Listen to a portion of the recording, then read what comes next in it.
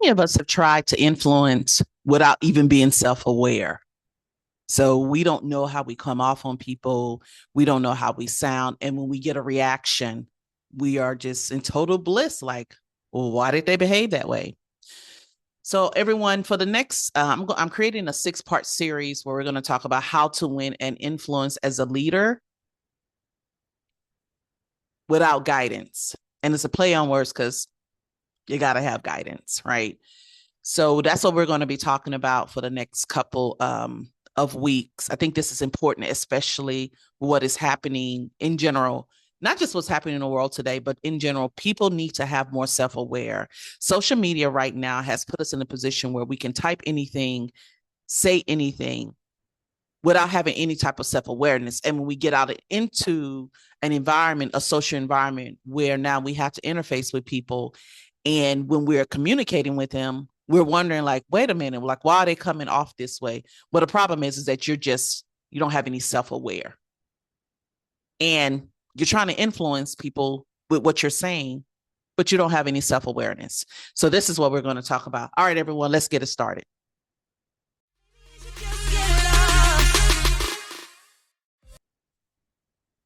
All right. Hey, everyone. My name is Uche Maple, and welcome to the Women Who Lead Network, where we talk about everything entrepreneurship, leadership, and living a purpose driven life. Um, there's a reason why leadership influence feels harder than ever now. Excuse me, I got something in my eye. It's not because people are more difficult. It's not because authority never doesn't work any longer. And it's not because um, and it's not because leadership principles have stopped being true. As a matter of fact, they're even more truer now than ever. It's because many leaders now are trying to influence others without first understanding themselves. There's a whole generation here, y'all, that if you think about it, when we are encountering people, even in the workplace, even in the world, you have different generations here. You have silent generations who are still living that don't say anything. They probably give you a stare. Then you have the baby boomers, which essentially is you do what I tell you to do and you don't ask any questions, right? Then you have Generation X who's in the middle, like, no, I'm going to ask some questions. Now, I don't mind doing what you're telling me to do, but I'm just not going to do it blindly. And then you have millennials to some extent is the same way, but they want more detailed information. And then you got Gen Z, like they just want to keep yapping and talking all day. And you're just like, just do what I said to do, right? You going back to the old school, just do what I said to do. So that's what we are trying to convey here, is that we're trying to influence people without first understanding ourselves. And this series is inspired by the book How to Win Friends and Influence People. It's a great book. I've had this for many years. It's an amazing book. Get it? And no, I'm not getting paid to do this, but it's just such a good book. But we're looking at it now with a modern lens. What happens when leaders try to influence and win people without even having proper guidance? And today we are at the root of that. And today we're going to talk about self-awareness. All right. So the first thing is, when I say self-awareness, that means that you are actively aware of how you come across to people. You're actively aware of what your words say and how they hurt people. You're actively aware of when you begin to talk, you see social cues that will position you to quit talking, keep talking, or get softer or firmer. That's that's being self-aware. Okay. So the first point that I want to talk about is that authority, it doesn't mean it's not influence. Authority is not influence. Even though we may not like this, the current president has authority and has the influence, very influential. But there are other people who have the authority that don't have the influence, they just have the title. And you probably run into people like this every day at the workplace, or even, even in our household. We know we have, leaders in our family who have titles, but they don't have the influence. You respect them. So many leaders believe that because they have a title, they automatically have influence. That's false. You don't have influence. It's not automatic. So they speak first, they speak often, they speak confidently, but influence is not about volume. It's really about impact. When you speak, do people listen? It reminds me of a story. I'm sorry, I got a lot of stories of years ago when I was on a team, an IPT team, and I was leading this particular part of work. And we had a younger guy, a younger professional working. And one of my friends, who was my manager at the time, my section manager, when we were debriefing, and when the young professional was talking, he was looking at me like, am I doing this right? And I was like, yeah. And my friend, she said, Uche, I was watching how he was making sure that he was looking at you to confirm that what he was saying was correct. That's influence. That's influence, y'all. So when leaders lack self-awareness, they confuse being heard with being followed. Here's what happens. They don't realize how their tone lands when they're speaking, how their presence affects the room when they walk into the room, how their stress transfers to others, how their words shut people down instead of drawing them in. Influence doesn't start with authority. It starts with awareness. And if I'm talking about you as a leader, it's time for you to change how you are leading and how you're coming off with people. The second point is people experience you before they trust you. So here's the uncomfortable truth. People decide how safe they feel with you before they decide how much they will trust you. And that decision happens fast. It is true when they say that when the first 5 seconds of meeting someone, they have already formed an opinion of you. The first 5 seconds of whatever comes out of your mouth tells people who you are.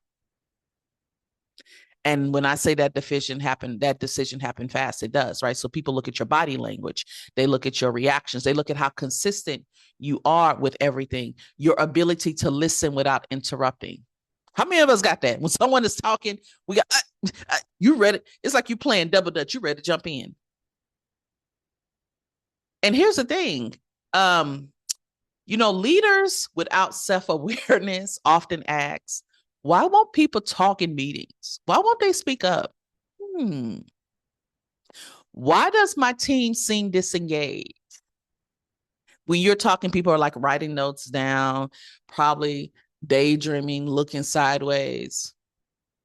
Why do I keep getting surface level answers? They're not giving you really engaging content. But the real question is, what is it like to experience you in moments of pressure? I have seen leaders. I have seen the best of leaders and I have seen the worst of leaders. And I have to say that one leader was the worst. He was the worst. He was the worst.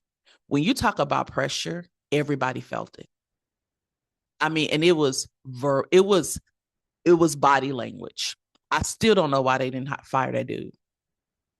But one thing I have learned in corporate America is the people with the loudest voice are often the ones who get into leadership roles. And it's unfortunate because the ones who are quiet, who are great at their job, are the ones who will lead the team into success and the project into success, versus the ones who are loud, who have a very aggressive demeanor, and put everyone is like, I just want to get in there, go aggressive, so they're not calling me out. Yeah. What usually happens is that they will get to a certain level in the project and then they'll move them and put someone else in. So people don't follow leaders they can't read. They don't open up to leaders who haven't done their own internal work. And let me say this, just because you have, just like that person I was talking about earlier, just because you have people on a team and you are that leader doesn't mean people are following you. They're there because they need a job. And they're there probably because the people that work for them, they know that they need a buffer. So they're in that role to make sure that you're not harming them. The third point is self-awareness is the entering point to guidance. All right. So self-awareness is not introspection for introspection's sake, right? It's the doorway to guidance. So without having self-awareness, feedback feels like an attack. Why are they talking to me like this? I come to work on time every day. I'm turning my assignments. So what? I might have a tone that that is rude. So what? I put my shoe on the table to get people attention because they're not doing what they're supposed to do. Correction feels personal. Disagreement feels threatening, and leadership becomes reactive. That's what happens when you don't have self-awareness. But when you do have it, this is what it looks like. Leaders pause before responding. Curiosity replaces defensiveness. So what that means is that they'll ask you questions. Humility strengthens authority. They don't mind saying, you know what, that's a good idea. Or that's a good point. I never considered that. And influence becomes sustainable. You know, I worked for a director that I thought, and I've worked for a lot of, as an engineer, majority of people that I have worked for have been men. Only two women engineers I have worked for. And the two women engineers were phenomenal. Absolutely amazing. But when I worked for this particular director, one thing that stood out immediately, and he was new to the organization, was he was introducing himself to people in the hallway. And I had never seen that. And it created trust because he stood out.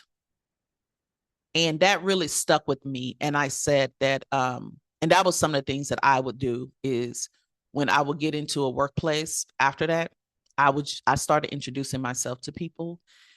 It shows humility, and it also demonstrates humility. So guidance doesn't come to leaders who think they already see clearly.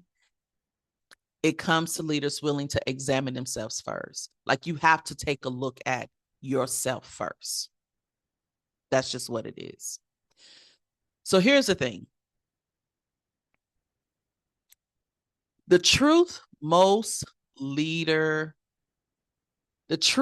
is most leaders avoid this conversation. And it's unfortunate because there's so many amazing people, right? When you have someone who is a technical like they just get it. Like, it's like the hands of God has given them the authority that whenever they come into a technical problem, they can see the answer. But when it comes to them working with people, it is difficult for them. And you don't lose influence because people are difficult. You lose influence when you stop being aware of how you show up. No one wants to work with you. So before you try to change the room, check who you are in the room. Like, how you showing up? Because influence without self-awareness is just noise with a title. And leadership, true leadership, was never meant to be that. Thank you, guys. So this is part 1 of the series. We have 5 other parts that's going to be coming with this. And the series in itself is going to be called How to Win and Influence a Leader Without Having Influence as a Leader Without Having Guidance. Be sure to like and subscribe. I'm really excited. We got a lot of great things coming up in 2026. And in addition to that, we also will be talking about just current events that's happening in the news, what is happening in terms of leadership, entrepreneurship, and people who are living a purpose-driven life, man, just in general. I think all this is important because this is the time where we are growing as individuals, as leaders in the workplace, as leaders at home, as leaders within our family. And what does that look like? My goal is to be your trusted source, your trusted advisor for this type of information. All right, everyone. Thank you. God bless.